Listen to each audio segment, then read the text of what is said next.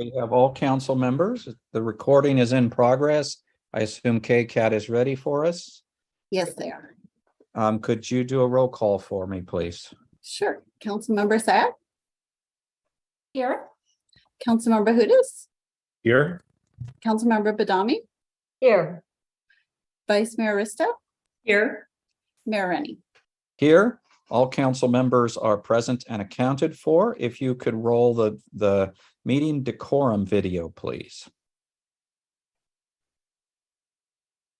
The public is welcome to participate at town council meetings, understanding that the purpose of the meetings is to conduct the important business of the town in an efficient and effective manner.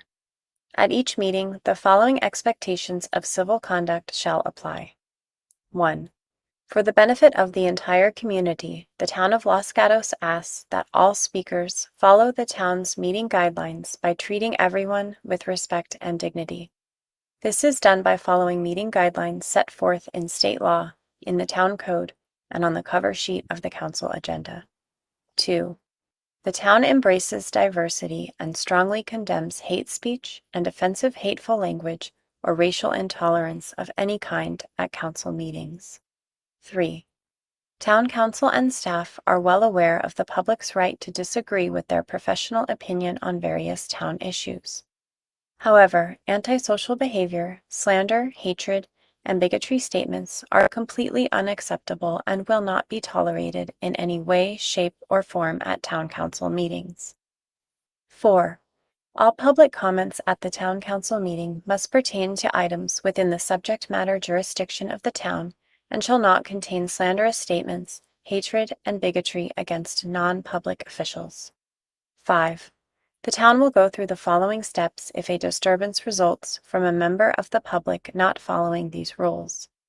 If participating remotely, town staff may mute the individual with an explanation for the record of why muting occurred consistent with this policy.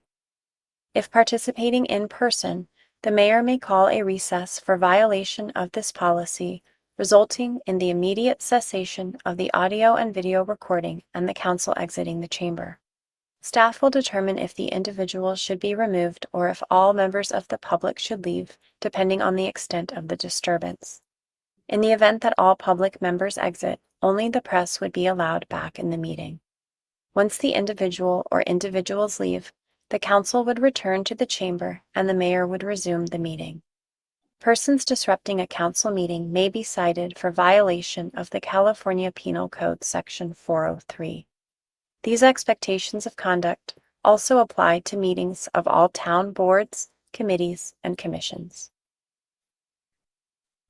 All right, thank you. If I could ask Town Attorney Whelan to give us a closed session report, please. Yes, Mayor, the town council met in closed session to discuss real property negotiations, and there is no action that was taken to report. Thank you. All right, thank you. If we could go to council and then manager matters, starting with Vice Mayor Risto. Thank you. Well, in the last 2 weeks, I attended quite a few meetings, but the ones to highlight among the commission meetings, I viewed the Finance Commission meeting.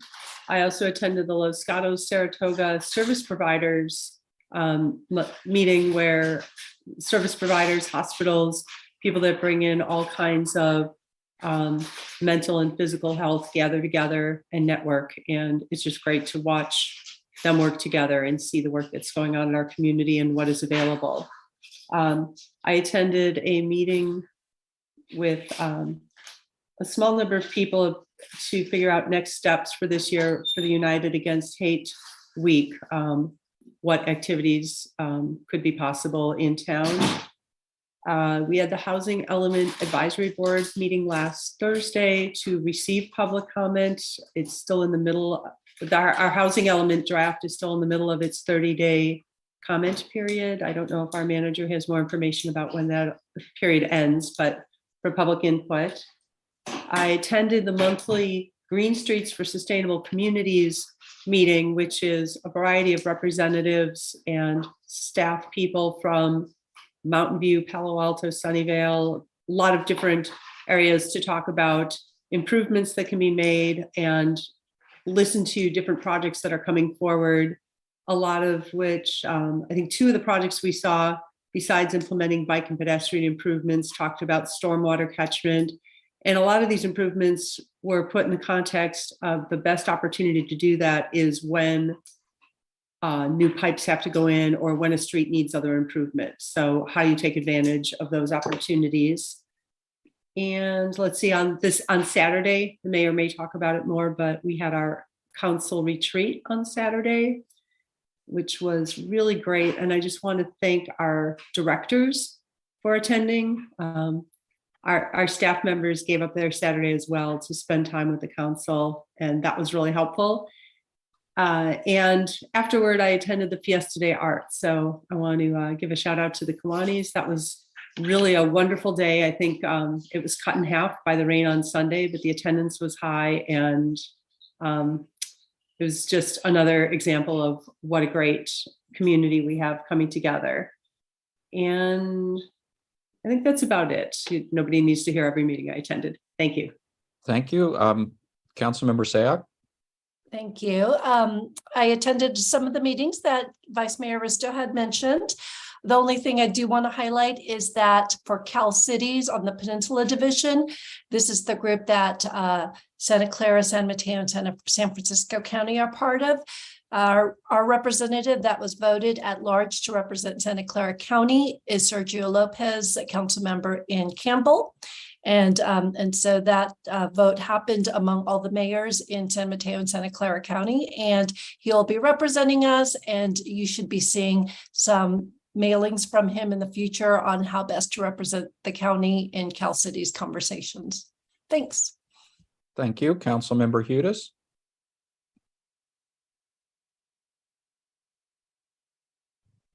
Thank you. Been pretty busy as we start to wrap up the summer activities and move into activities we associate with fall. One of the events that I participated in was the health fair, and specifically was focused on mental health. And of course, Councilmember Sayak was featured with the work that Cassie does, as well as the work that the Saratoga group does in this area. And it was well attended. It was on the steps of the high school, and I learned quite a bit. And I believe that our own Mr. Andrews received an award from the sponsoring organizations for supporting these services. So that was a really tremendous event. Then the next day, I met with a number of folks who were involved in emergency communications and CERT, our Community Emergency Response Team. And we are starting to conduct classes again for our ham cram, which will enable people to get a license to operate a ham radio. I know a number of council members have participated in that. That is happening on the 24th. And if anyone is interested, they can sign up, I think, with Jackie Rose in the police department. And there are openings for that. Then on the 11th, 9/11, I participated in the Veterans Forum at the Flame Memorial. And it was a very moving and detailed presentation on 9/11 activities and their linkage to 2 of our hometown heroes. So that was very moving and important event. Participated in the Finance Commission meeting on the 12th. And then I participated in a forum sponsored by the Community Alliance on financial activities in the town, and then participated in the council retreat. And that was a busy couple of weeks. Thank you. Councilmember Hudes, sounded busy. Councilmember Badami. On September 8th, I met with the Chamber of Commerce Director and Board President regarding economic vitality. On 9/11, I met with a group of constituents regarding issues and concerns in town. And on 9/11, I also participated in the 9/11 event at the Civic Center. And as Councilmember Hughes said, it was quite moving. Some of the speakers, it was just wonderful. In particular, there was one motivational speaker that touched our hearts, and it was a wonderful community event. In addition to that, on September 18th, I met with another group of constituents regarding issues and concerns in town. Okay, thank you.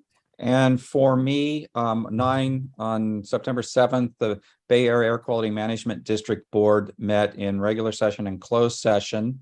On 9/8, the VTA Policy Advisory Committee met, and the item of significance was a report on their recommendations for which projects are going to get OBAG funding. Los Gatos had 4 projects that we applied for, but none of ours rated high enough to get funding. Unfortunate. Our projects was the Blossom Hill Road Safety Improvement, ranked the highest of our 4, but was still way down on the list and was not close to being funded. This is a pretty competitive process with projects all across the county. Our top project was 42nd on the ranked list with the scoring. Our next highest ranked project was the Winchester Complete Streets and Barrier Crossing, which are the next steps for that green bollard area on Winchester. Our third project down the list was the Highway 17 bridge crossing at Blossom Hill. And the fourth project, ranked 56th down the list, was the Shannon Road repair. So unfortunately, none of those grants went through. We will, I'm sure, keep looking for other opportunities for grants. Also, 9/11, I attended and got the honor of speaking at the Veterans Memorial 9/11 event. My speaking was focused on thanking our current 9/11 responders, and I also thought that the motivational speaker was very motivating, and his focus really, was motivating all the way through. But in the end, he made you want to get out and volunteer. So very good speech, as the other council members have mentioned. On 9/12, the Silicon Valley Clean Energy Risk Oversight Committee met. Also, I attended the Finance Commission on the 12th. On 9/13, we did a ribbon cutting for Grocer and Gatos for their first anniversary. The owner there is a real entrepreneur. This is her 5th business. I think it's pretty impressive how many businesses she's opening. We did a ribbon cutting earlier in the year for one of her other restaurants, Polenteria. On 9/14, the vice mayor and I met with the chamber and the town manager and the economic vitality manager to discuss, issues of interest to the chamber. Also on 9/14, the town manager and I met with 2 residents that were interested in what we were going to do this fall for Unite Against Hate activities.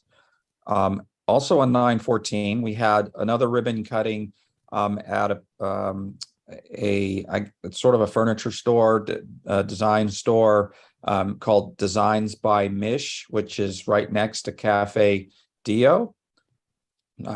Nice ribbon cutting there. Check out her store. Also on 9/14, the Silicon Valley Clean Energy Board met.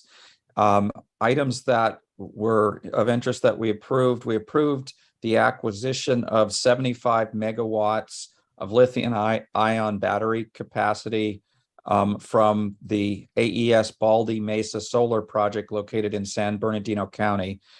This is a 10-year resource adequacy contract, which helps us meet our portion of procurement mandates. And resource adequacy is kind of a reliability measure that they require of the load serving entities, electricity providers. And the idea is when there's heavy loads on the grid that there or other resources that can be turned on to help address those high loads, for example. So a battery system that stored up energy would then be able to be turned on. So Silicon Valley Clean Energy contributing to help those times we've seen when the grid gets very loaded down in heat waves and so forth. We also approved our 5 strategic focus areas for our FY23 strategic plan. I'll skip those for you. And additionally, we approved the budget for the year which maintain our customer discount and strengthens our reserves a little bit. I'll skip some detail on that.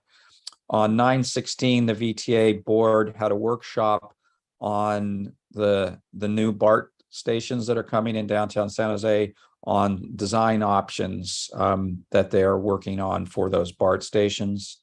On 9/19, the Bay Area Air Quality Management District, as yesterday, the Stationary Source and Climate Committee met, and we discussed working on tightening regulations on the volatile organics that come out of wastewater treatment plants at the refineries. We also discussed how to better monitor pollutants during different types of incidents at these refineries. And that's it for me for town manager report. Thank you and good evening, everyone. I've got a number of things to announce this evening. First of all, tomorrow night on September 21st, the Community Development Department is hosting a community meeting on Senate Bill 9 and our parameters for a potential permanent ordinance on that. On Thursday, we are hosting a Blossom Hill Road community meeting to talk through some potential improvements for that stretch of road by the elementary school to improve safety. We are doing Screen on the Green on Friday, the 23rd here at the Oak Meadow Park. Please join us at 6 o'clock. We start with children's activities, and at 7:15, shortly after the mayor's remarks, we will show the movie Encanto. So please join us. We are doing a library and service day on September 29th. So the library will be closed to the public so staff can do some development work. And then we will be reopening to the public on the 30th. We have launched our commission and board recruitment effort. Applications are now available at the town clerk website for a whole variety of opportunities. We encourage our public to take a look at those opportunities. We will be conducting interviews on December 17th in the evening. And to the vice mayor's questions and comments on the housing element are welcome. Those comments are due to us by September 27th at 5 p.m. Much of this information is available on the front page of the town's website under What's New. Thank you.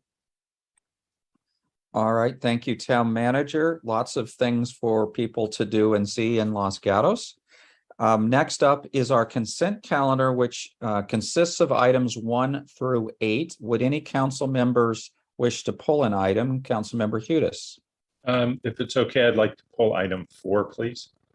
Okay, so we will take item 4 off the list. Anybody else wish to pull an item? Seeing none, I will go to the public. Would the members of the public wish to comment on items on the consent calendar? I see a hand. Nope. Okay, that was probably for something else. So looks like Dick Conrad then.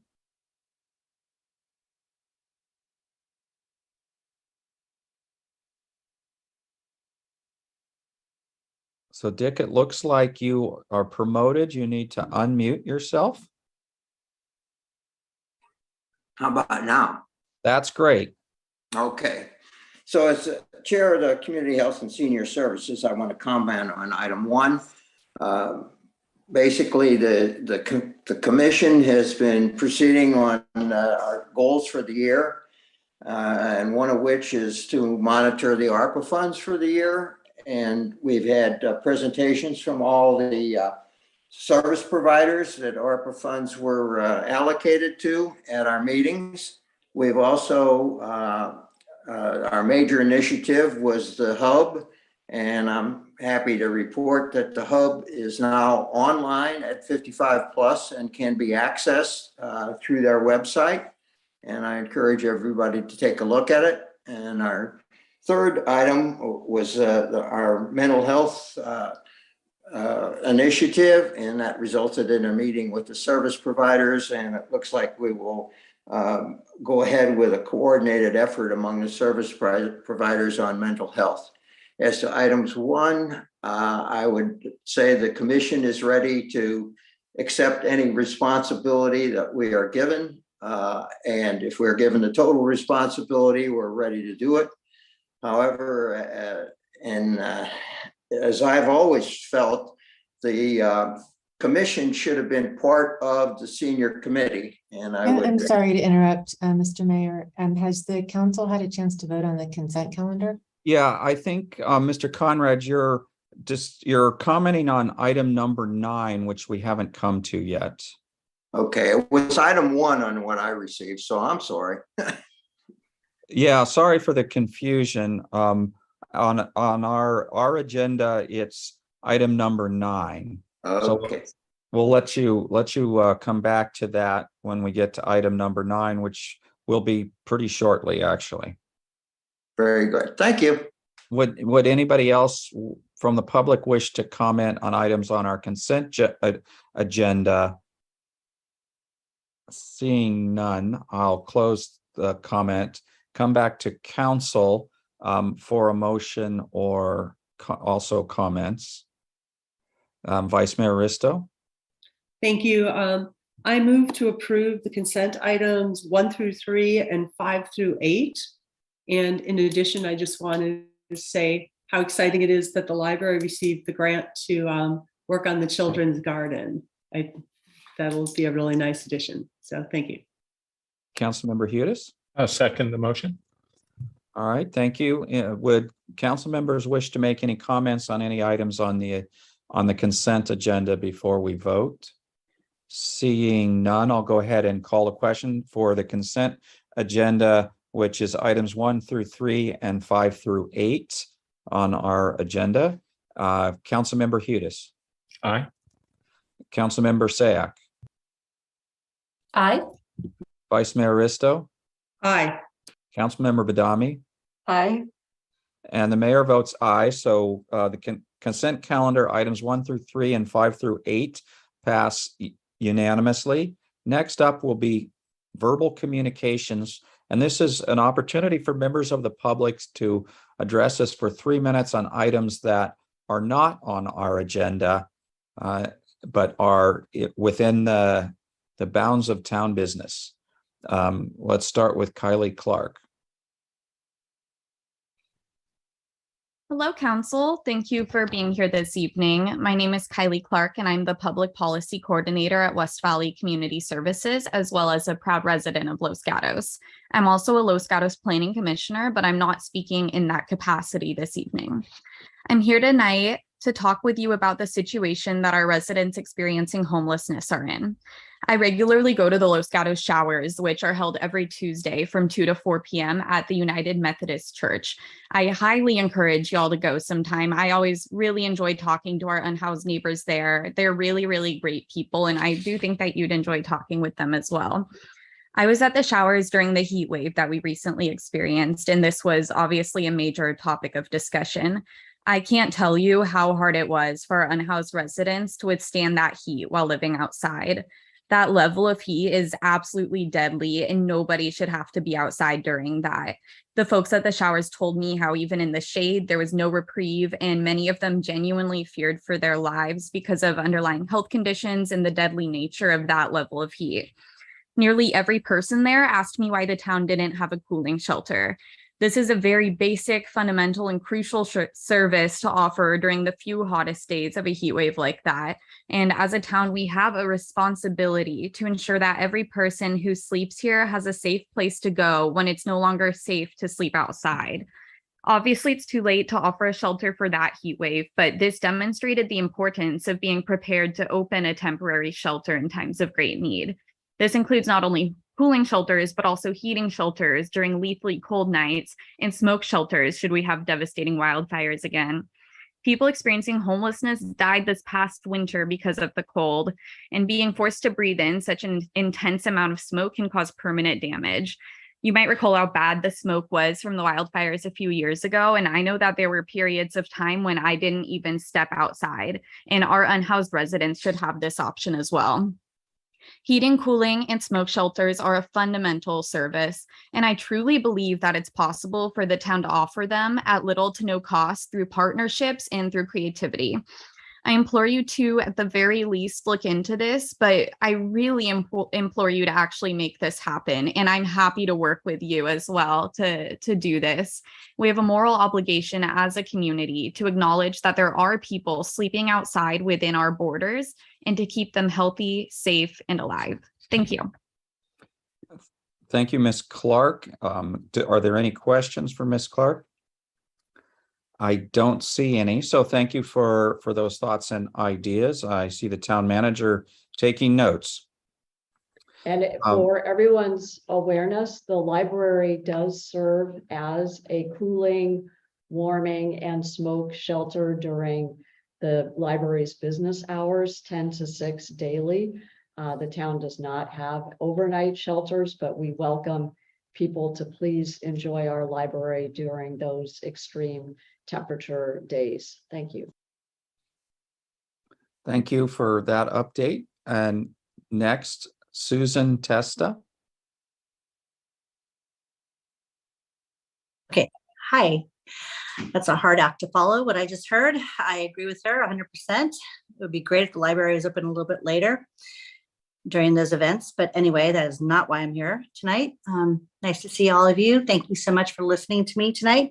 I'll be quick. I attended a Chamber of Commerce meeting this evening, or this afternoon, I should say. And we were discussing the Christmas parade, and I just thought I would throw it out there. The merchants love the Christmas parade. It's been a very long tradition, and it'll be nice to have it back. But after experiencing no Christmas parade for a couple of years, we found that our sales were drastically increased on Saturdays, which is a vital day for most merchants, and wondered if it would be possible to move that Christmas parade to the Sunday, the 4th, or any Sunday future, December, that first weekend in December, instead of Saturday. So I just wanted to put it out there and get it on the books for you guys. Okay, any questions for Ms. Testa? Vice Mayor Risto? Thank you. I'm assuming with the permit pulled, it's not possible to change the date, but I did have a question for staff, if we could look into in the future if that permit could be granted on a Sunday in future years, or how work can be done with the Lions, since we are looking at economic vitality. We can do that. It's important to recognize that it is not a town event. We are not the event organizers, so we rely on the event organizers to pick the date and time for all of their events, but we'll be happy to discuss it in the future. Thank you. Thank you. All right, thank you, Ms. Testa. Next up, Catherine Summers. Good evening, Council. First of all, I wanted to draw your attention to the Los Gatos magazine. I'm not sure that all of you have seen this recent issue where we recognize a few of our luminaries in town, and I really want to give a shout out to Rich Tancredi, the publisher of Los Gatos magazine, because he really focused on what we have here in Los Gatos and the great people that we have, the great shopping, the Chamber of Commerce directory, as well as the dining guide. I do want to give a little bit of a tease Arn Andrews. He was asked actually to be one of the luminaries, and I hear that his high school photo would have been really good, but he politely declined this time. So maybe we'll get him another round. Then I did want to go back to the merchant meeting that we had this morning, and Susan Testa was there. And I feel with my chamber executive director hat on that I have kind of disappointed the merchants, because I've been here for 8 years or 7 years, I think now, going on 8 years. And every year they have told me that this parade is really debilitating for their sales. And I think when we look at economic vitality, we look at our budget, we look at our sales tax revenues, we look at the fact that they're going to be hit with a tax modernization or a business license fee and a modernization of all the taxes that they're going to have to take on this next year. And we look at what we've really done for the restaurants. I think it is time that we listen to the merchants. And when they say that that day is one of their biggest selling days in all the year, we have to respect that. And we are going to have to somehow, all of us together, talk to the Lions Club. And I'm sure they're not liking what I'm saying here, but I think we can either make the parade earlier in the morning or we change it to a Sunday. And I know it's been tradition, but I think for the merchant's sake, it is really, really time to look at what they're saying to us. So I hope you'll take this into consideration tonight, and that maybe I know we can't do anything this year, but going into next year, if we can just give them that little bit of hope. I do always look at Bozeman is one of my comparative cities. I know that sounds funny, but I do a lot that they do, and we go back and forth. And I called them today, and they too agreed that first Saturday in December is the merchant's favorite day of the year. They have more sales than ever. So please take that to heart. Thanks. Thank you. Any questions for Ms. Summers? Don't see any, so thank you for reiterating that message. Next up, Jack Lucas.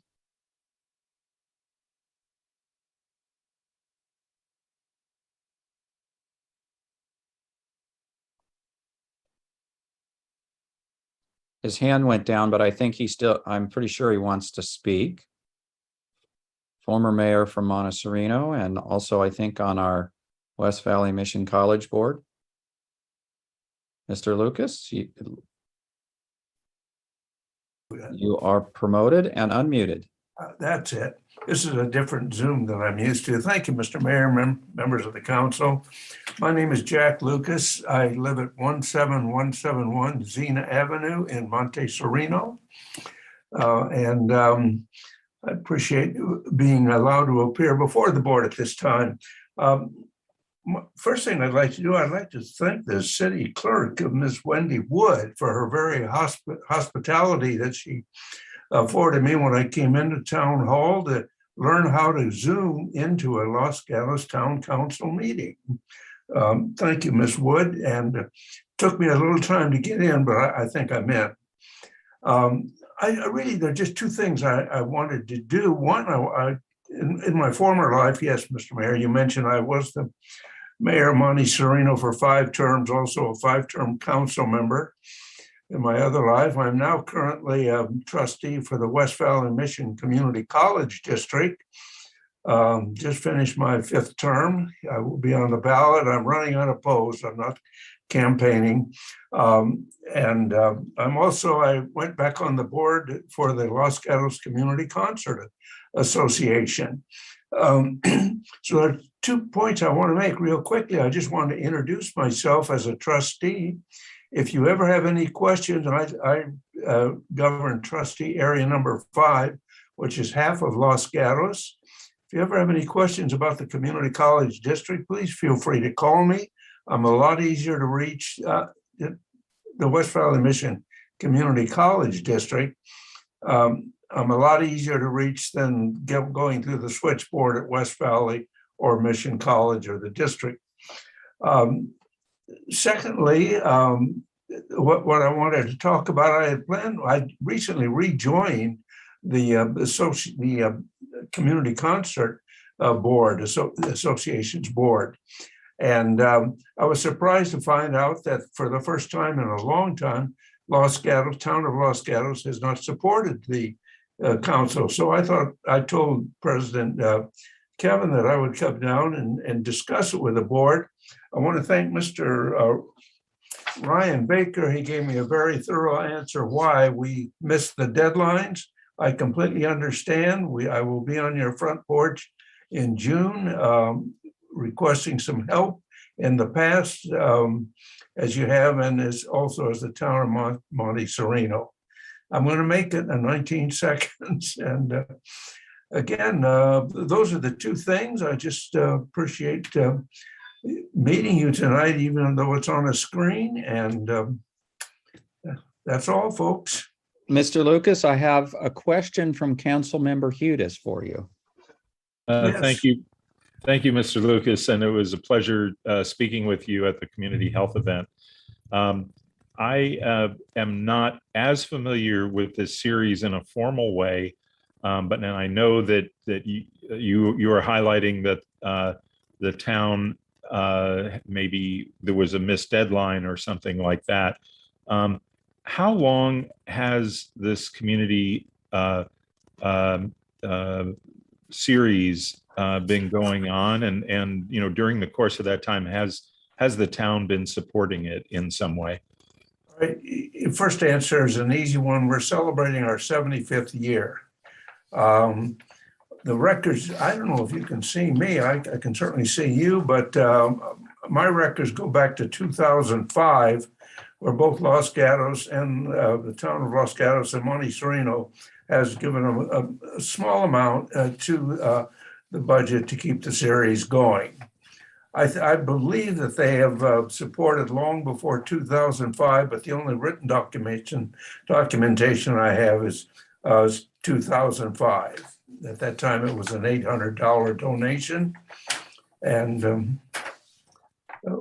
Thank did you. that answer your question? Yes, it does. And certainly a tradition and a heritage of music that goes back 75 years with some notable and famous performers coming from Los Gatos, I think is something that we should consider at the opportunity that we can, which may be our strategic priorities, or it may be in our community grant considerations. But thank you for speaking up about that. Well, and again, thank you for your very supportive comments.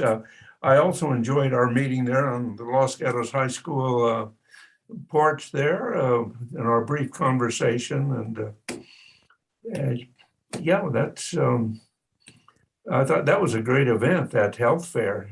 It was. Thank you. Thank you very much. I was on the board earlier in my career. And the reason I was the vice principal of Los Gatos High School. Maybe some of you might have been my students, although I left Los Gatos and went to a continuation, opened Saratoga, and then went to a continuation high school. But anyway, the reason I was on the board, I had a key to Los Gatos High School, and I could let the artists in, or maybe I mentioned that. And that was always interesting to talk to. There's some great artists, and I invite all of you and your residents to come on down. And Mr. Hughes, you've seen our performances before. They're really first-class professional. Yeah. I'll be there. Thank you very much. Thank you, Mr. Lucas. I don't see any other questions, so thank you for bringing this to our attention also. And let's get this figured out for next year. We certainly will, and thank you all for listening to me. At that, I'm going to leave. The clerk will put you back. Thank you.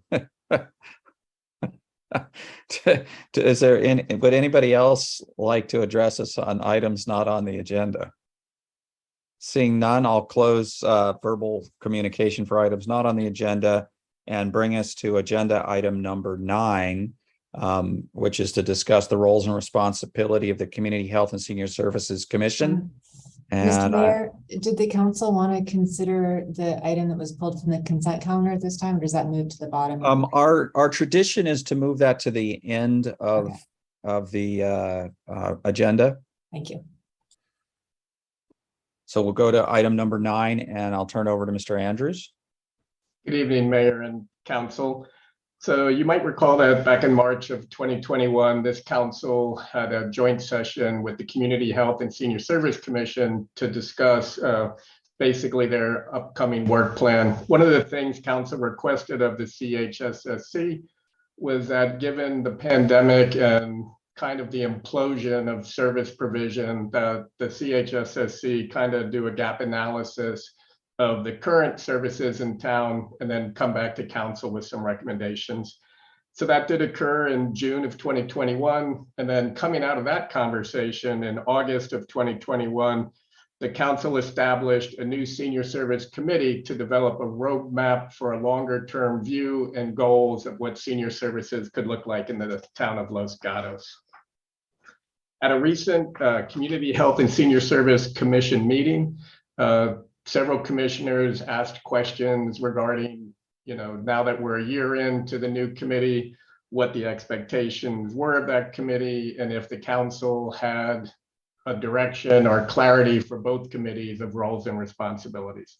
The commission asked staff to bring this before council to discuss and bring it to your attention. And so as you can see in the staff report, that's exactly what we've done. We're bringing forward a request from the CHSC.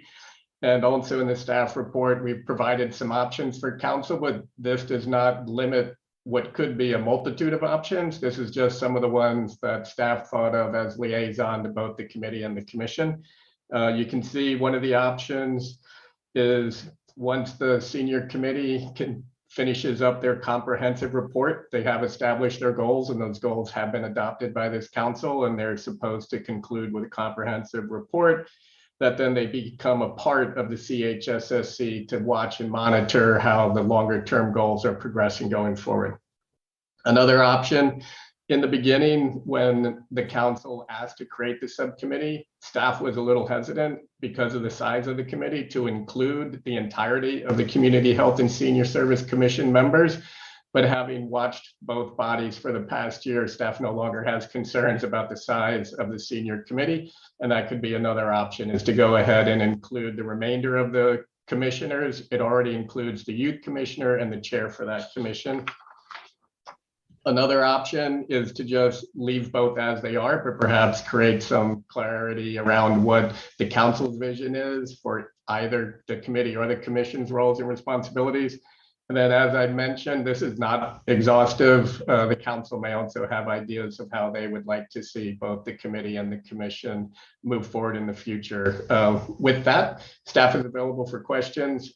This is really kind of a council dialogue, but we're here to help with any questions and facilitate the conversation. All right, thank you, Mr. Andrews. I see a number of the commission and the committee here, so there may be a number of public comments. Would anybody wish to ask questions before we go to public comments?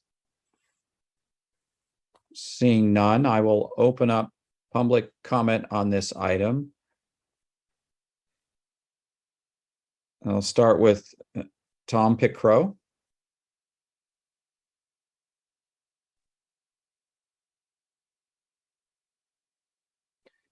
You are promoted. You just need to unmute. Okay. Mr. Pickrow, there you go. We can hear you. This time I took it. Thank you.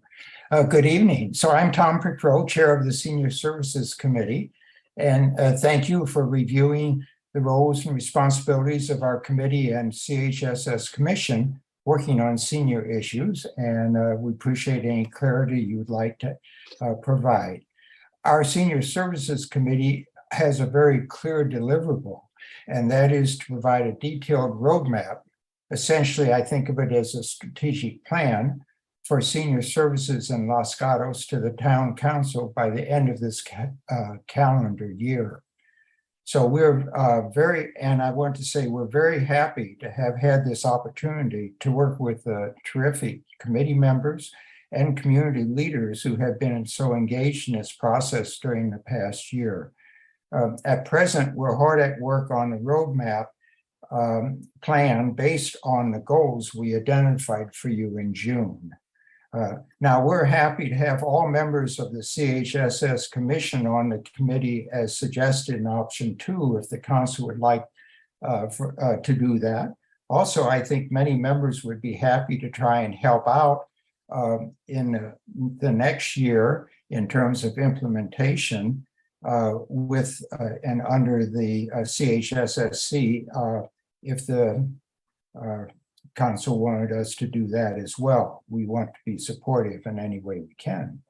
And so anyway, whatever your decision is tonight, we want to be sure to be able to deliver expeditiously our roadmap to you and provide a quality product by year's end. So thank you very much. Thank you. Any questions for Mr. Pickrell? I don't see any. So let's go to Jeffrey Blum next.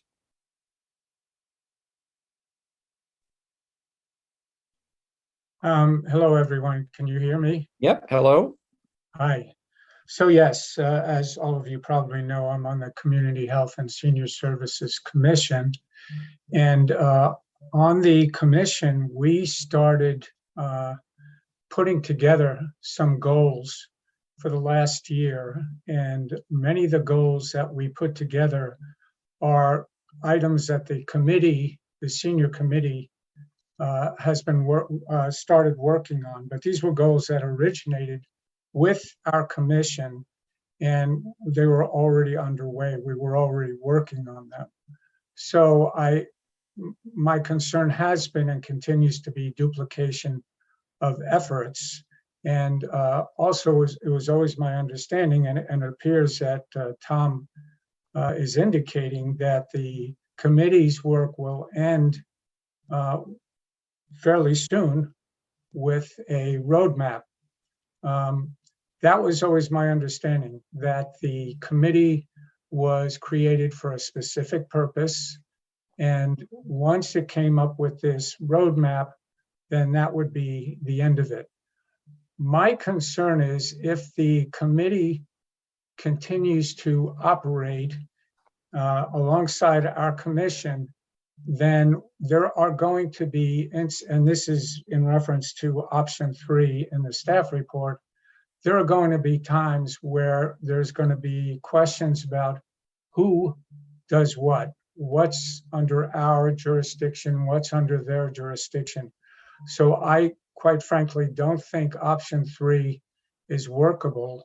I'm also concerned about having been on a commission in Palo Alto that when I joined it really was very ineffective and was under the radar. Nobody knew about it.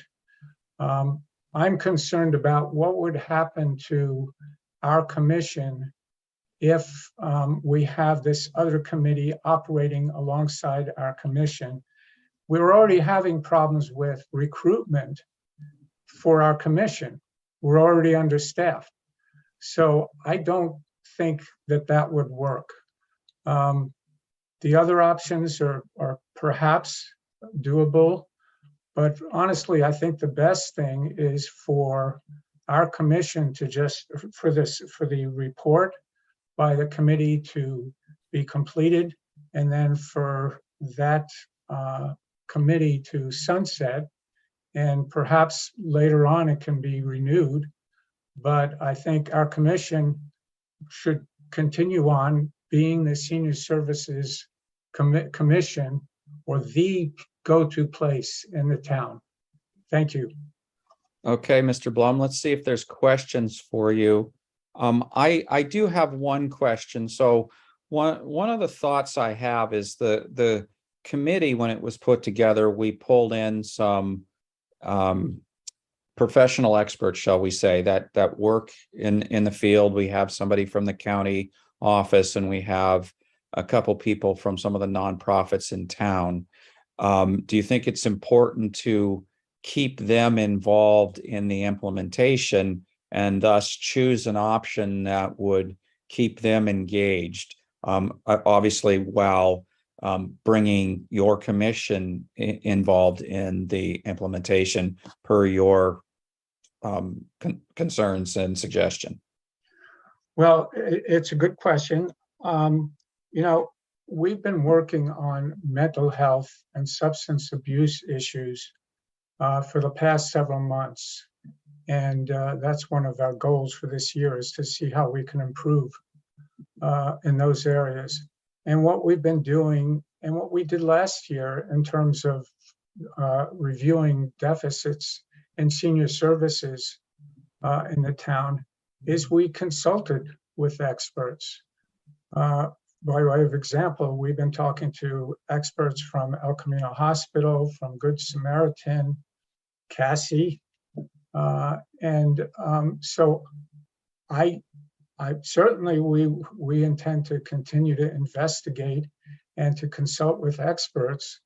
And I think we're doing a thorough job of that. And I think that suffices unless you had some concerns that that might not work. All right, thank you. Any other questions for Mr. Blum? I don't see any hands, so thank you. Let's go to George Rossman next.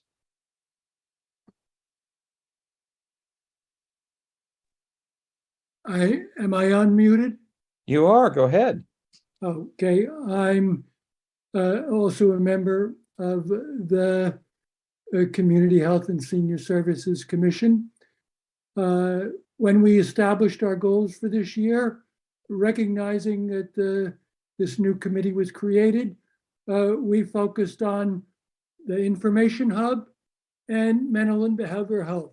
And we expect that that report on that subject will be issued before the end of the year. I want to point out one thing that responds to Rob's comment about the resolution for the Senior Service Committee.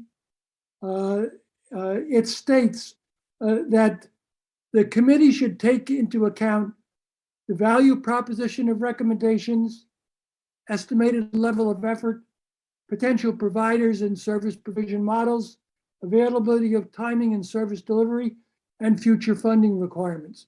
That's what Tom has indicated they're trying to do before the end of the year. When we think about the professional experts that Rob has alluded to that are on the committee, I've attended all of these committee meetings, and I don't see the resolution of this activity unless directed by the town council. I think the key thing is that before the end of the year, the council should have a business plan in front of it. And I invite Tom to comment on my remarks that details the providers, the service provision models, the financial aspects of it, and the timing of service delivery. Because the roadmap has an enormous number of activities driven by needs expressed by the surveys and by the workshops. I don't believe that we're even going to come close to this. It almost requires that at some point in time that we acknowledge that we need expertise in business development, people who understand how to budget, people who understand what kind of resources are applied to the enormous number of problems that the Senior Service Committee has identified. So I caution you that by the end of the year, you're not going to have a satisfactory conclusion to their effort. You either need to extend them or you need to bring in other consulting bodies. All right, thank you. Any question for Mr. Rossman? I don't see any, so thank you. Next, let's bring up Catherine Sommers. Again, good evening, Council. It might surprise you that I'm actually on the Senior Services Committee, or maybe it doesn't. I have flip-flopped actually on what I thought that the role of the Senior Services Committee was in relationship to the Senior Services or the Health and Wellness Commission. And as Jeff knows, I mean, he and I have talked about this a little bit. I do think they focus on a lot. They focus on the health and wellness of the entire community. And right now they're looking at mental health as, you know, one of their big charters. I think that we are looking at a bandwidth issue here. We know that seniors in our community and all over the country for that matter are in real need of outreach and communication and bringing them in and engaging them. And I just don't know if we can do that with a small senior service or health and wellness commission. I think I don't know, I mentioned to a friend today something about, gosh, there's a lot of seniors in the kitchen right now. And the response was, maybe a lot of seniors in the kitchen is a good thing, because you're really reaching out to the far outer places in our community where these seniors have not been touched in years because of COVID. And I mean, some of them are involved with senior service organizations, and some go to the 55+ program, but a lot of them, no one's been outreaching to them. And this senior service committee, has 3 components. This long range strategic planning is great for a possibility of ever building a senior center. But even the more immediate needs are like the outreach committee, and the fact that more people want to join this outreach committee so that we can get people to come to these first Friday nights every month, where we're going to do it at the Palms, and we're going to invite any senior anywhere to come for happy hour. And again, going back to my merchant meeting this morning, the merchants were so thrilled about this idea. And they said, oh, we'll open our stores so that so that the older adults in our community can come and shop. And I just think we don't want to limit ourselves. And I think with Tom and Dick and Nancy and everyone else who's on the senior service committee, and reaching out even to Lisa Ann and everyone else who is doing something, who is interested, we cannot squash that interest and that excitement and that momentum. And I think you really should consider that. And I don't know what that looks like, but I certainly wouldn't sunset it. Maybe you partner it. It's a big decision, but thank you. Any questions for Ms. Summers? I don't see any. Would anybody else wish to speak to us? Mr. Conrad, you spoke earlier, but I actually missed part of what you were saying because I was trying to figure out which item you were speaking to. I do see Nancy Pearson. Let's have her first. Next. Hi, can you hear me? Yes, go ahead. I just wanted to amplify what Catherine just said, and that is that we feel like we have a really good thing going. We really want to help, and we really want to work with the commission. So I think it's all good. And I just wanted to kind of just verify that I completely agree with what Catherine just said. Okay, thank you. Any questions for Ms. Pearson? I don't see any hands, so thank you. I've already heard from George Rossman, so our policy's not to call on you again. I apologize. Would anybody who hasn't spoken yet wish to speak?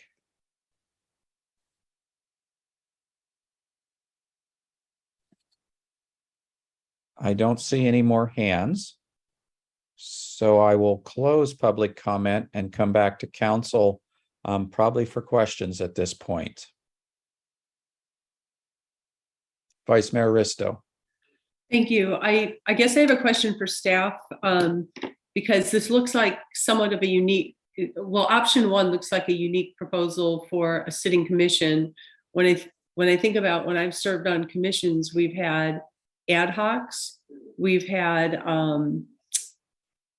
like subcommittees where we join with another commission to work on something, but this looks like a new thing where we would take a committee that includes members that are not on that commission and put them under the purview.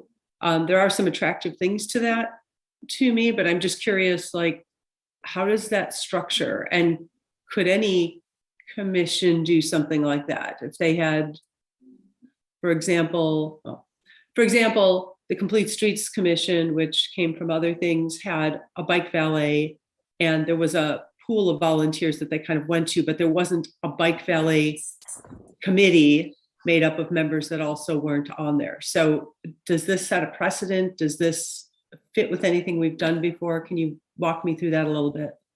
I'll start with the last part of your question. I'm not sure if it's been done before. And this was an option specific to these 2 bodies. I believe as liaison to both bodies, some of the confusion is just a lack of understanding of what both are doing. And this was a way to try and mitigate that, basically have the committee that was formed by the council sunset, but then created as an ad hoc almost in its entirety as part of the CHSSC, so that we do get that multiplier effect of all the folks we brought to bear to help us look at and tackle these. So it was a way of just taking the synergies I've seen between the two parties, even though they may or may not recognize it themselves, and basically putting them under one umbrella. And that's kind of similar to option 2 also. It's a way to try and get all the parties under the same umbrella. So maybe some of this miscommunication can be resolved. Thank you. Councilmember Sayak. Thank you, Mayor. Question also of staff. So I know if you can remind me, is the Seniors Community Health and Senior Services Commission, is it also a 7-member commission?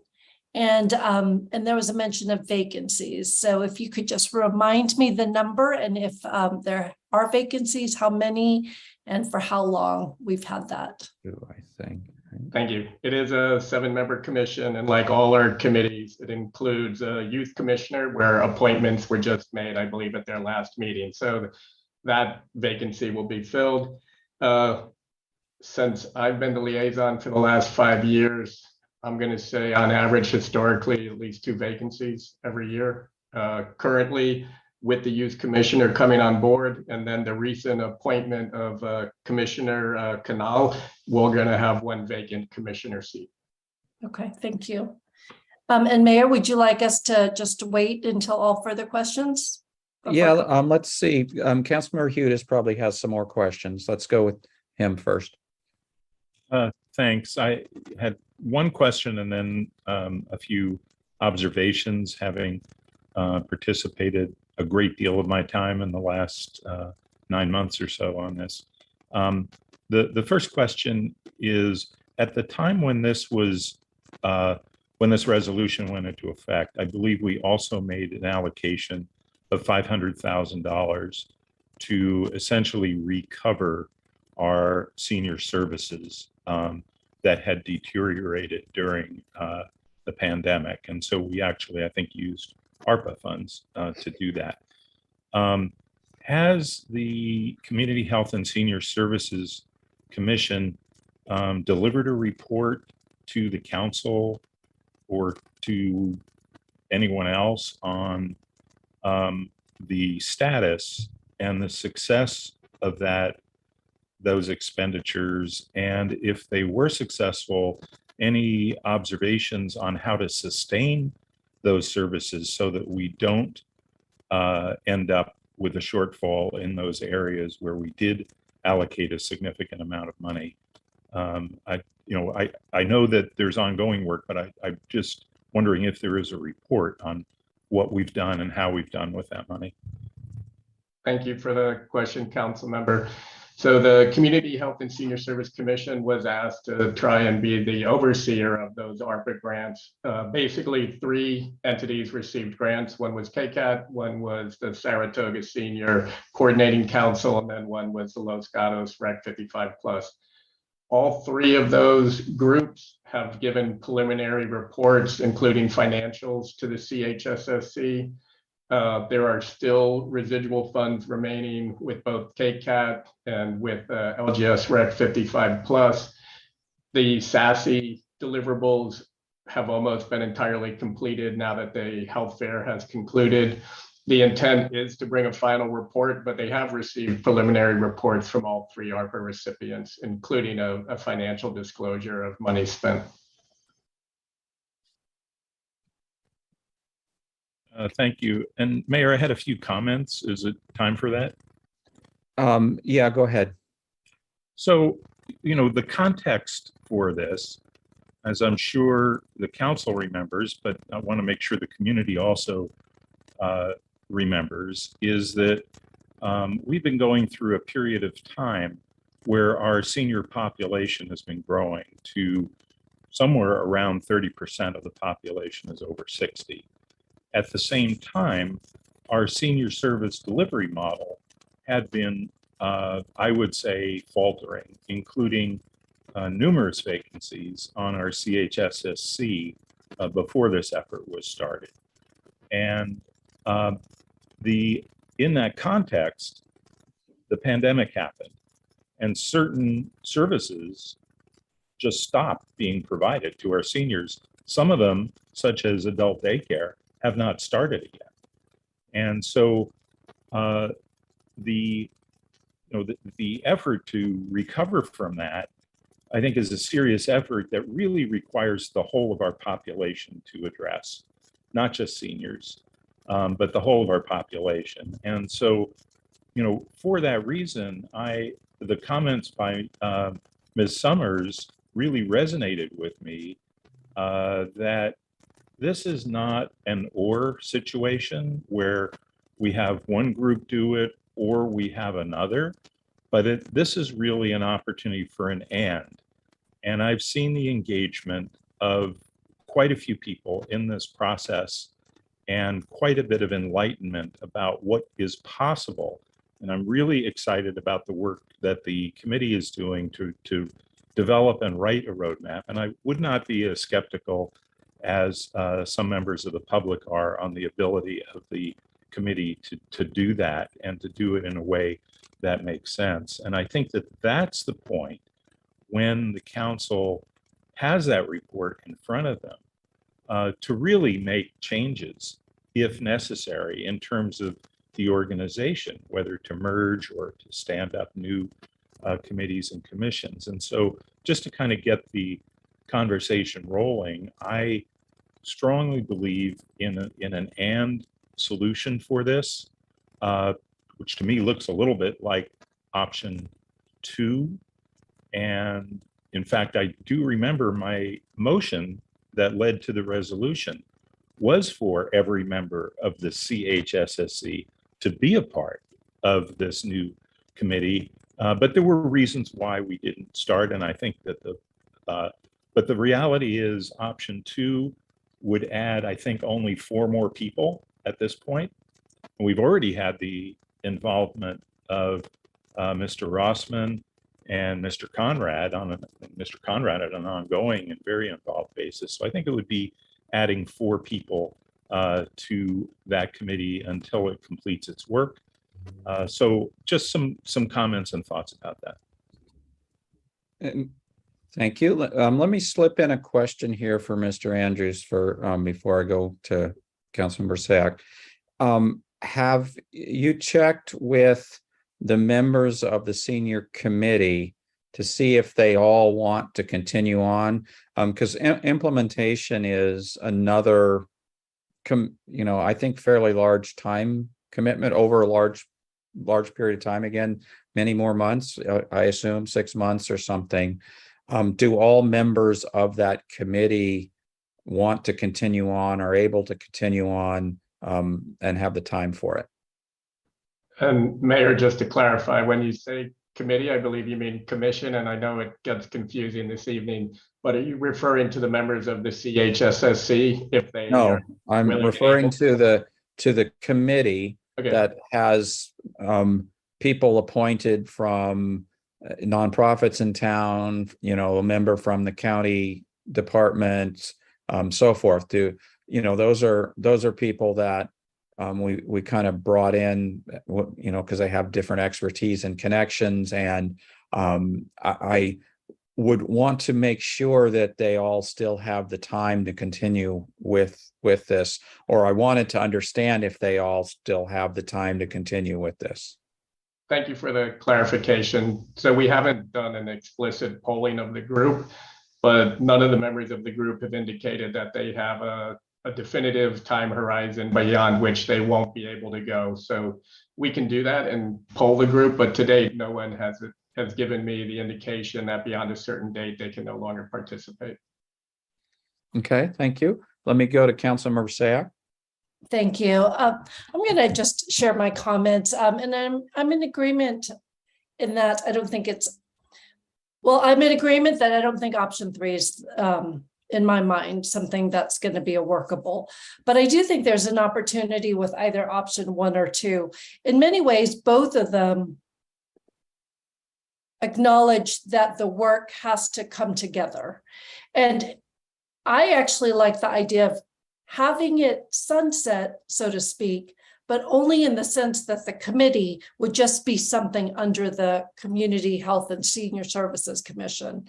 I know our Youth Commission is larger than our normal 7, and they have several committees, but they all work under the purview of the Youth Commission. And I'm just wondering if a structure like that would be something that could work, having the Community Health Senior Services Commission be the overall umbrella and having this committee fall under their purview with a specific goal of implementation. I know, just for historical context, when the previous council looked at the various commissions, at the time, there was some thought of creating some uniformity and bringing down several of the commission sizes down to 7. This could be one of those examples, such as the Youth Commission, where it doesn't make sense to have such a small group, or maybe have the small group and then have the committee. I just, in some way or the other, I think we have to acknowledge that the committee is working, but it shouldn't be working on a different track. And so somehow having both be working together, Mr. Andrews, you're staffing both of them. So it just seems like who falls under who and how it works. If there's something I'm missing. No, from a staff perspective, we're confident we could facilitate either construct. Having, the advantage of being the liaison for CHSSC for over 5 years now, and being there at the beginning of the senior committee and being a part of that for the last year, we're confident we can facilitate either construct, whatever the will of the council is. And then this idea of if it were a separate committee under the commission, anything that I'm missing there? Any obvious conflicts? So under option 1, it's keeping the committee in place until they do provide that comprehensive report. And then the thought being that once the report has been finalized, there will be elements of implementation in there, and that this can be that capacity multiplier with the CHSSC to work on what's probably going to be multifaceted areas of implementation. And so just increasing basically the size of the CHSC. Or conversely, if the CHSSC wants to work as part of the senior committee, to make sure that they provide their capacity as that committee moves forward. Either one staff is comfortable with, and I don't necessarily see impediments other than acknowledging that at the very beginning, staff did have concerns about the size of the senior committee, and we did recommend not doing the entirety of the CHSSC, and we acknowledge that. We're comfortable facilitating either construct now. Okay, thank you.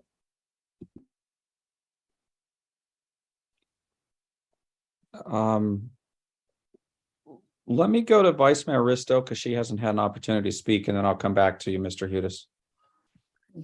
Thank you. I think I was leaning toward option 1 partially because I feel like we have established commissions, and the committee kind of took on a big task and is bringing it forward. But I would like to see the committee as a subset or a part, not necessarily a subset because it includes people that are not on the Community Health and Senior Services Commission.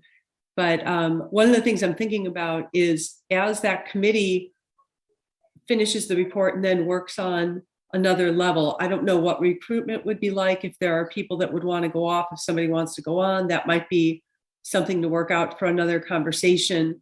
But I don't think that committee could then become our commission because I don't think everybody on that committee lives in Los Gatos, and we have a residency requirement with our commission. So, I like the energy that it's brought. For many years, it's kind of distressed me that we've had a recruitment issue with that commission, and maybe this will change things. There may be in this fall recruitment people on the committee who apply to the Community Health and Senior Services Commission, which would be great.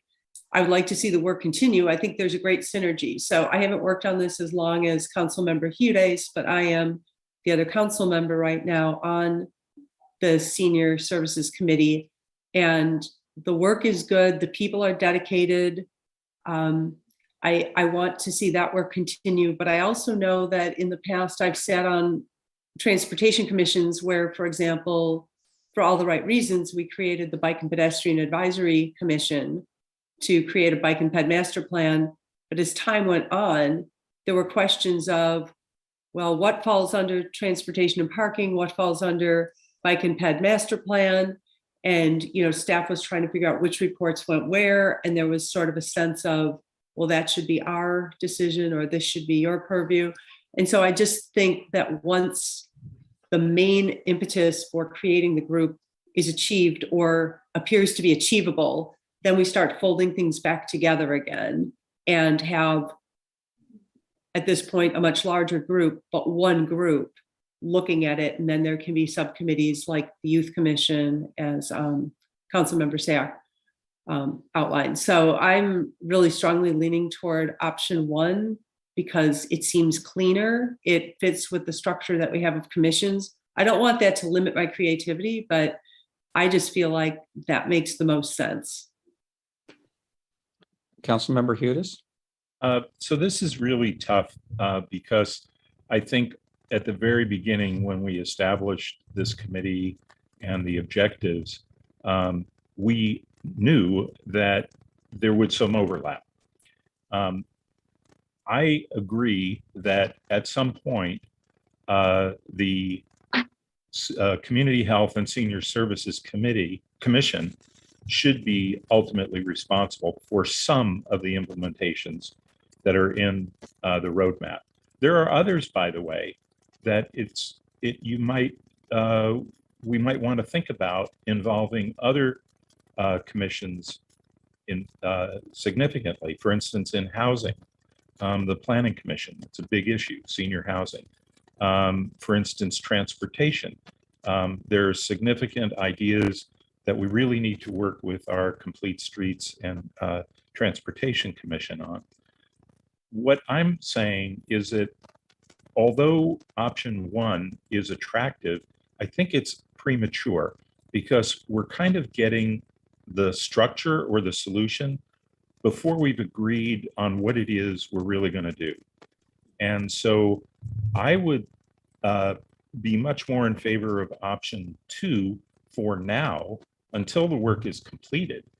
Then let's look at the work that the town wants to accomplish and the objectives and put the structure, the right structure in place to do that.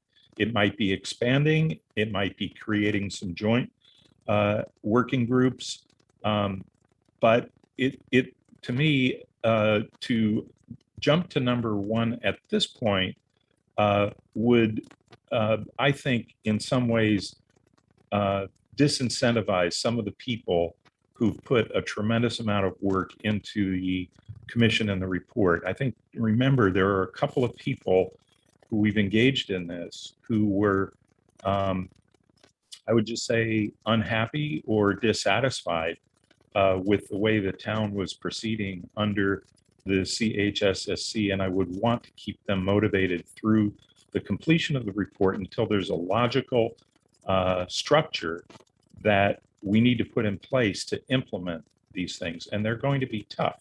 Some of the goals may require some organization beyond the scope of the municipal government, including potentially a nonprofit to help raise funds for senior activities, which we found to be prevalent in other communities.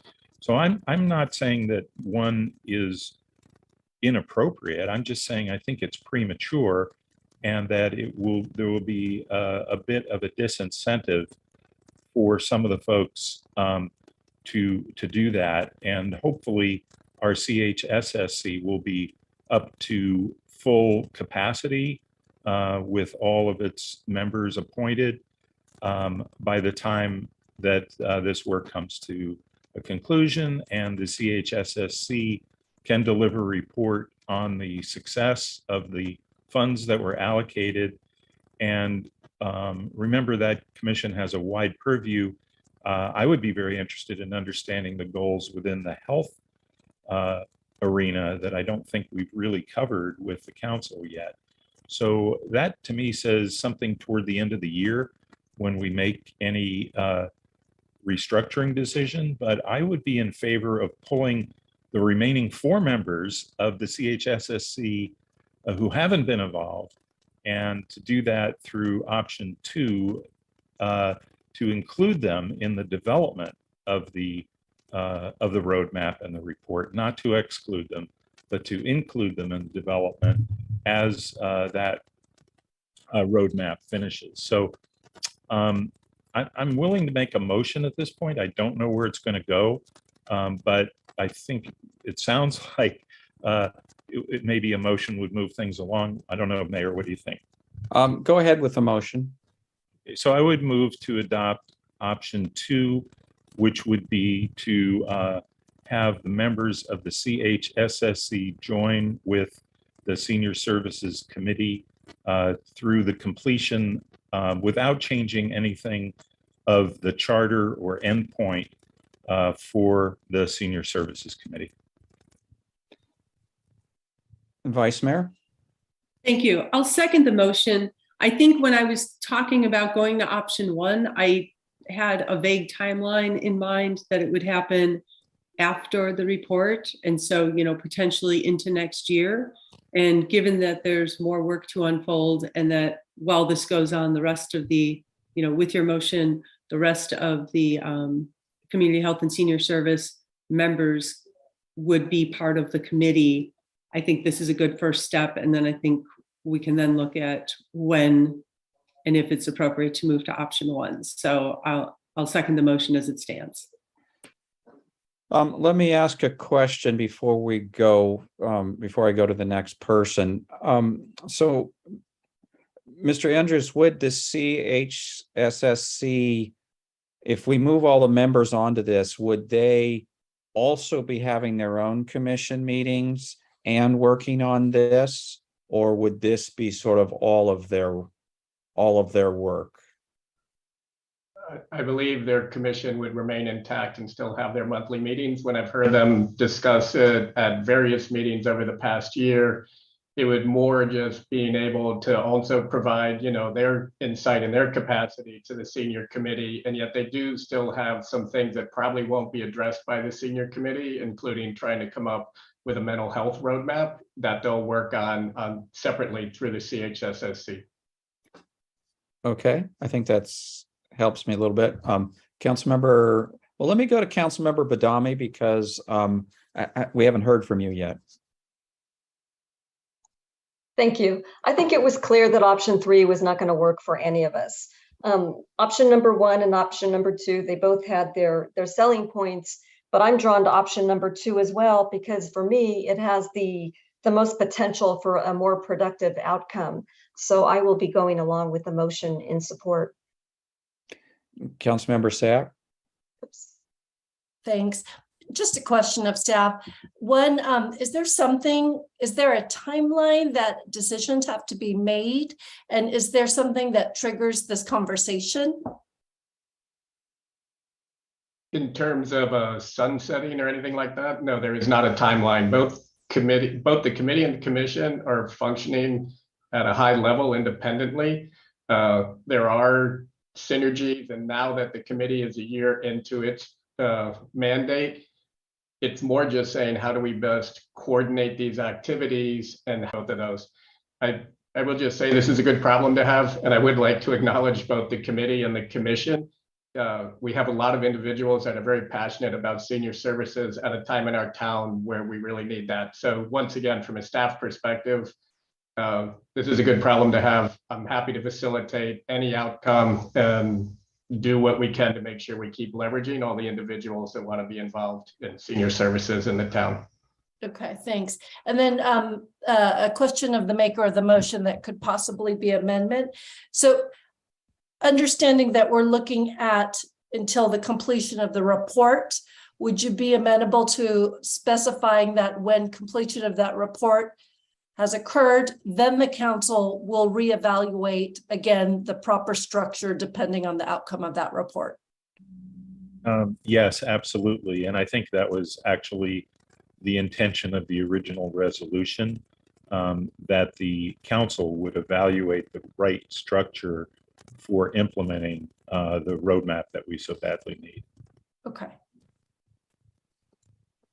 Okay, I will add that I think I like this motion because we definitely need to get the CHSSC involved in this. One of my, and I'm not sure if either option 1 or 2 how well they're going to work. It's going to be, I think, the skills of Mr. Andrews to help make this work. Because I see the CHSSC has some goals that they're trying to achieve, and this committee is working on it. So by getting on it, they will help to influence it, but it might not necessarily solve the goals they want, the way they want to solve the goals. And so I like this idea of having the council check in again in, at the time of completion of the report, which really isn't that far into the future, after we've tried to, meld the two together, so we can then see how is it working, and is the CHSSC being able to move towards the, the solution to the goals the way they wanted to, and sort of reevaluate this. So I'll support the motion as it is. Vice Mayor Risto. Thank you. I just wanted to say, as the seconder of the motion, I also accept the amendment that Councilmember Sayak proposed.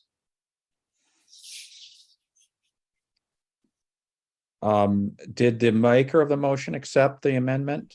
Yes. Okay, just double checking. All right, so we have a motion and a second then. Does staff understand the motions and the amendments and so forth? Looks like it. I'll call the question then. Vice Mayor Risto. Aye. Councilmember Badami. Aye. Councilmember Sayak. Aye. Councilmember Hudes. Aye. And the mayor votes aye. So this that motion passes unanimously. Town Manager Pravetti. Thank you, and thank you for that motion. It's very, very helpful. I just wanted to talk about next steps. We will need to come back on October 4th with a modified Senior Services Committee resolution to only modify the committee composition. All of the mandates and other requirements would stay in place. But before we can welcome the other members to join us, we should probably tidy up the enabling resolution for the senior committee. But we can do that at our very next meeting and continue promptly. Thank you. All right, thank you. So I think that allows us to conclude item number 9 and move on to item number 10. Thank you. Item number 10 is an opportunity for the council to talk about remote participation at its meetings. As you know, our council policies pertain to all of our boards and committees. So as we talk through remote participation for the council, please keep in mind that it does have implications for our other bodies. In August, the policy committee considered remote participation. There were a series of questions that came forward from a council member asking about our readiness for coming back in person and doing hybrid meetings, what it meant, what would be a quorum, et cetera. We took a look at our existing policy and we discussed really what is the role of the council and community members who choose to be on commissions. The policy committee considered this, and after the discussion, they basically felt very strongly that the role of the council and commissioners is to participate in every meeting. And when we do come back in person, that it's really an obligation in the minds of the policy committee to be there in person to fulfill the duties of the job. We did talk a little bit about absences, and it was in that part of the discussion that we realized we had no provision for excused absences for people who might be having a family And so we are recommending changes to our policy, actually to two policies. One is our agenda format policy and the other is our commission appointment policy, to clarify and add an ability for excused absences consistent with the Family Medical Leave Act. We're bringing both policies forward for council discussion. There are a lot of questions and answers contained in the staff report, primarily on page 3 of the staff report. And it might be useful if the full council discuss these matters. There may be some differences of opinions. And if there are further policy changes that are needed, staff would be happy to rework those and bring those back at a subsequent meeting. And we're all here to support you in your discussion. And I'll defer to the policy committee if you wish to add any additional flavor of the discussion. Thank you. All right, any questions? If not, at this time, I will open up public comment and see if any members of the public wish to comment on this item.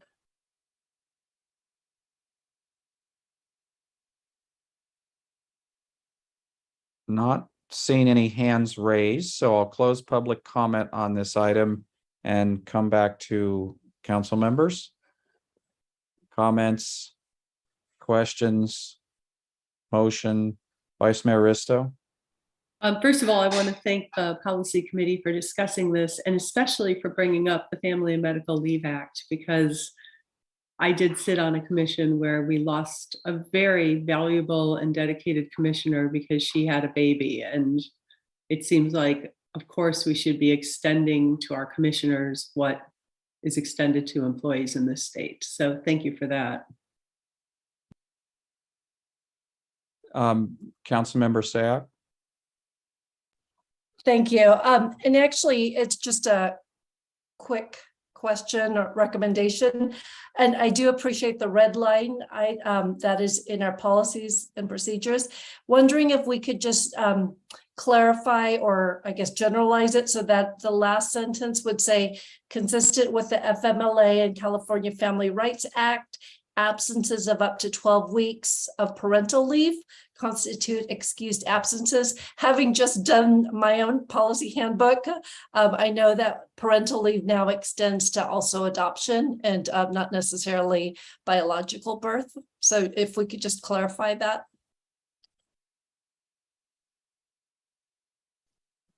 Councilmember Hudes. Thank you. I believe that the work that's been done here will be really helpful to recruit and retain people who are volunteers who are serving the community because of their love of the community. And so I think it's really a step forward. The one question that it did raise is about the hybrid meetings and the meetings. Do we have any sort of rough idea about the timeline for having some in-person meetings? And is there any sort of external event that might trigger us to do it, or are we waiting for something else to happen, I guess is the way I should ask. Thanks. I will start and the mayor may wish to add on. The town is still under an emergency proclamation due to the pandemic. It's a similar emergency that the state of California and the county of Santa Clara is still under. Our public health officer for our county continues to recommend that all public government meetings occur remotely. So we are following that recommendation. I did check with the county because the county health officer rescinded several of their other health orders in terms of requirements for health workers to be vaccinated, et cetera. And I asked, well, what about this recommendation for government meetings? And the response I got was, at this point, there is no change. However, the county is still having its conversations about their state of emergency. So I think we'll continue to watch what our county health officer recommends for us. But again, there's also the discretion on the part of the mayor if we would like to come together. I assume we might want to come together in person when we celebrate our outgoing council members and welcome our new ones and do commissioner appointments. That would be December 13th. So I could see that as being an in-person meeting, but other than that, there are no concrete plans. Thank you. Councilmember Sayak, your hand up from before. Okay. So we need a motion, I guess, at this point. Yes.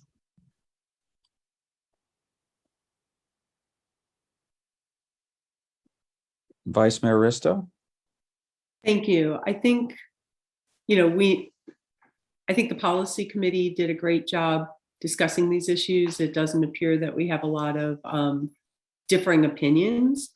And so I will move to approve the modification as recommended by the policy committee to the town council policy 2-01, town agenda format and rules, and modify the town council policy 2-11, commission appointments, residency and attendance requirements, and establishing a quorum for consistent language regarding excused absences, with the changes that were recommended by Councilmember Sayak regarding the wording around the medical leave. Okay, thank you. We have a motion. Councilmember Hudas. I'll second the motion. I have a motion and a second. Any further comment? Not seeing any, I'll call the question then. Councilmember Hudas. Aye. Vice Mayor Risto. Aye. Councilmember Badami. Aye. Councilmember Sayak. Aye, sorry. And the mayor votes aye, so passes unanimously. So we move on to should be item number 11, which is our roadside fuel reduction federal grant. Good evening, Mayor and Council. That's correct. So just to reorient the council, back in 2019, the town commissioned SWCA consultants to develop a roadway vegetation management plan for our wildland urban interface area in town. That report ended up coming back, identifying about 31 miles of what they then described as either priority 1, priority 2, or priority 3 management, with priority 1 being the highest recommendation to achieve veg management first, followed by priority 2 and priority 3. Over the course of 2 years, the town council budgeted funds to put $500,000 towards the project in fiscal year 2021, and then another $500,000 towards the project in fiscal year 21-22. Both of those years, because of the lack of vegetation management for quite some time, yielded approximately 11 miles of work being performed, and so of the priority 1 and the priority 2 work, and so that left a balance of about 7 to 8 miles of priority 1 and priority 2 work. Back in March of 2021, seeing the ongoing nature of this project, staff did put in $1 million federal budget earmark request. And in March of 2022, when the House passed their bipartisan omnibus bill, it did include $750,000 towards our project for fiscal year 22-23. Because we knew this earmark had been accepted, we did not budget funds from the town for this year. And so we were waiting and anticipating the funding from that earmark. Since the passage of the omnibus bill, staff has been transferred to the U.S. Forest Service as the administrator and the implementer of that grant. And in working with the U.S. Forest Service, it became apparent that work performed to date would not be able to be used towards our match on the federal earmark funds. And so this report is just making sure that the council acknowledges that as we're about to go into final receipt of that federal grant, it will require matching in the future years, which could be something along the lines of $375,000 in fiscal year 23-24, and an additional $375,000 in fiscal year 24-25 in order to conclude the entirety of the project and the 31 miles. And so with that, staff is available for questions, but we did want you to know that this will come with a 1-to-1 match, and that once we accept the funds, we have to acknowledge that we're willing to utilize that match in the future years of the project. All right, thank you. Are there any questions before I go to the public? Vice Mayor Risto. Thank you. I do have one question. I mean, it sounds like we're talking about spreading this out over 2 years. Do we have flexibility in the deadline by which we must spend the money and therefore have met the $750,000 match? We do. So according to conversations with the U.S. Forest Service, they view the grant as starting when the omnibus bill was passed in March, and we do have a 3-year time frame for conclusion of the grant and the match associated with the grant. And so that's why, from a staff perspective, we would budget the $750,000 in the current fiscal year, and then we would spread the remaining match over the next 2 fiscal years to meet the deadline of the 3-year grant. Councilmember Hudis. Thank you. Just wondering about the budgeting and the accounting for this. I assume this will flow through the general fund. Will this affect either the operating budget or the capital budget?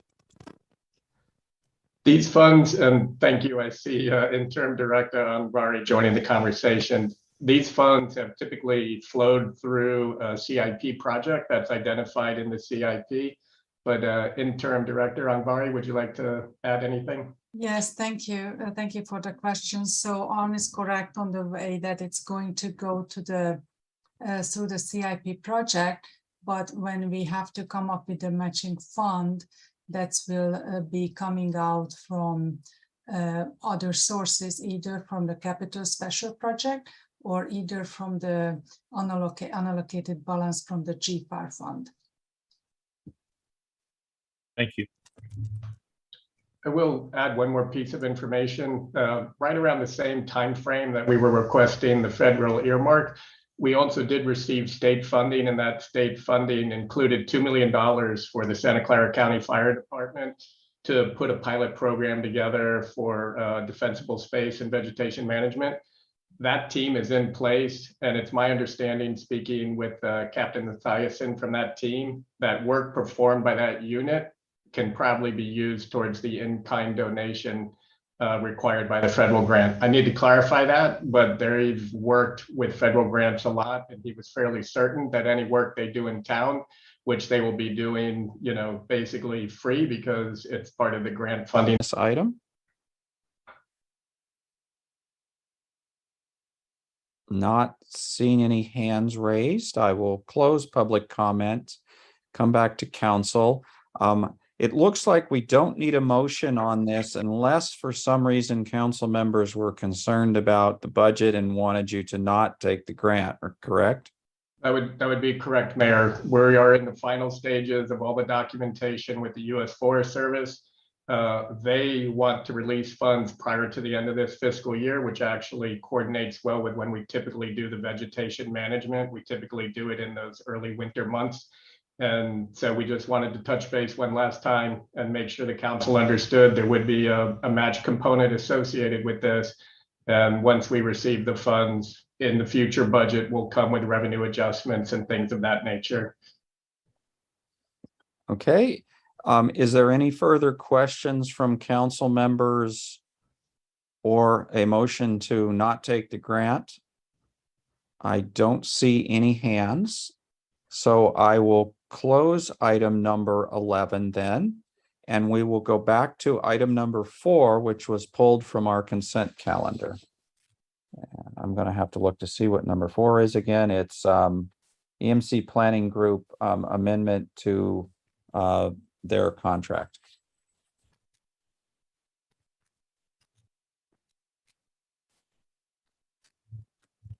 Thank you, Mayor, council members. As was mentioned, this is a first amendment to the agreement with our housing element update consultants. That scope originally was prepared in the spring of 2021. Since then, there's been a lot of evolution and guidance from the state, as well as some other state laws that have necessitated far more resources to be expended up to this point. One of those is currently underway, as mentioned previously, which is the release of a public comment draft prior to submitting to HCD. This is new as of I believe it was September of 2021. So ultimately, what is before you in the revised scope is the anticipated work that still is yet to be done moving forward to completion and certification of the housing element. As with all contracts, they make assumptions as to numbers of meetings, numbers of, excuse me, drafts. And so should those change either and not be needed, then obviously those funds wouldn't be expended. And if there's additional work that needs to be done, then we may have to come back before the council again. But ultimately, that concludes my report, and I'm happy to answer any questions. All right, any questions before I go to the public? Councilmember Hughes, shall I go to the public first? Yes, please. Yeah, all right. Would any members of the public wish to comment on this item?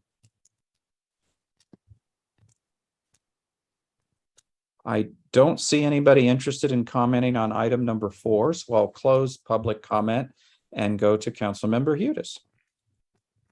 Thank you.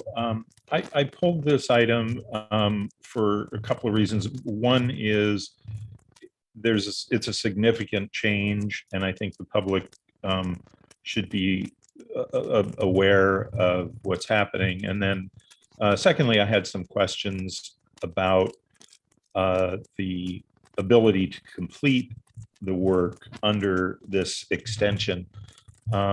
So my understanding is that with a 41,934 contingency, that we are adding 172,894 for a total of 455,329.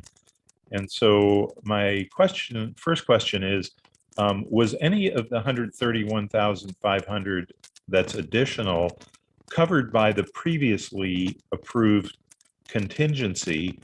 And shouldn't these additional meetings have been anticipated by consultants who are expert in this area? Thank you, Councilmember Hughes. I'll have to go back and look, but I believe that there actually wasn't a contingency originally with this proposed budget. We have come to this challenge on a couple other ones that have been before council. And so this actually was adopted without a contingency on the first amendment. But let me just look at one thing real quick just to confirm that.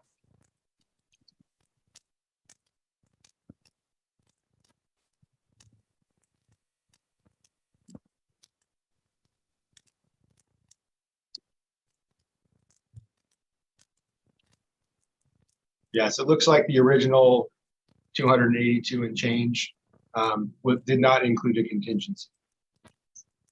Okay, so that, and as far as anticipating, to your other point, as far as anticipating, obviously, I think most of us knew that this was going to be a challenging housing element cycle just based on the numbers.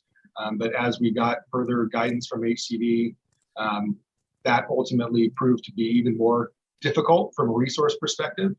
So we've had to expend more funds through our consultant than originally anticipated when they prepared their original scope in the spring of last year. okay, so if I may, I have a follow-up question to that. Go ahead. Since we're more than halfway through the project, is it appropriate to put a 10% contingency on the full project, or should that contingency only be on the remaining work that needs to be done? Thank you for the question, Council. Yeah, thank you for the question, Councilmember. You're correct. The proposed contingency is for the total. And so if the council is not interested in adding a contingency for the entire amount and only for the 131 of modification proposed in this amendment, or if you're not comfortable with any contingency, that's fine as well. We can always come back with a budget adjustment later. Okay, thank you. I had a couple other questions. One is, what will happen to the consulting costs if HCD does not approve the first submission of the housing element? Thank you, council member. As outlined in the scope, there is budgeted in this adjustment 2 iterations of changes based on HCD comments. Given the Southern California cycles and the cycles now of Santa Clara County jurisdictions that are getting letters, I think most folks are anticipating 2 iterations to the HCD. And so that is encompassed in this proposed budget adjustment. Thank you. So there are 2 rounds. Mayor, I had one more question before ahead. I'm ready to make a motion. Do any of the funds that are anticipated, are they going forward? Are they for what I would call non-core work, such as the Santa Cruz Nonviolent Communications Consultancy?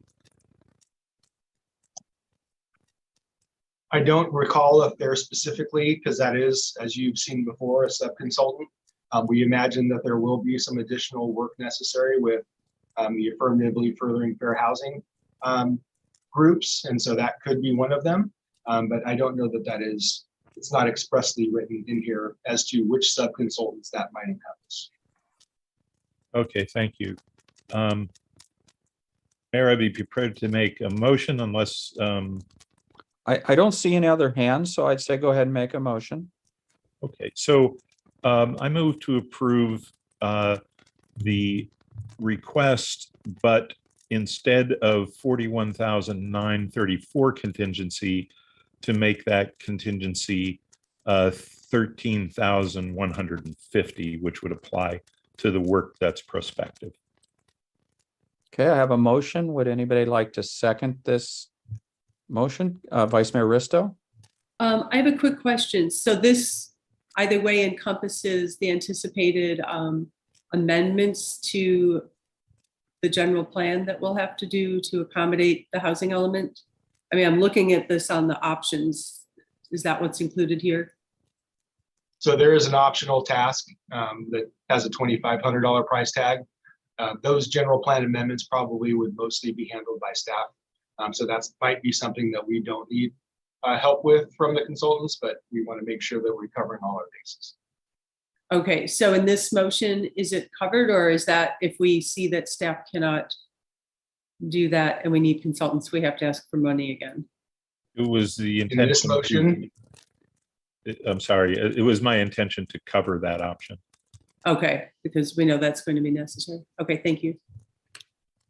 Well, in that case, I'll second the motion. Okay, thank you. Would anybody else wish to comment? I have a motion and a second. If not, I will go ahead and call the question then. Vice Mayor Risto? Aye. Councilmember Badami? Aye. Councilmember Sayak? Aye. Councilmember Hudis? Aye.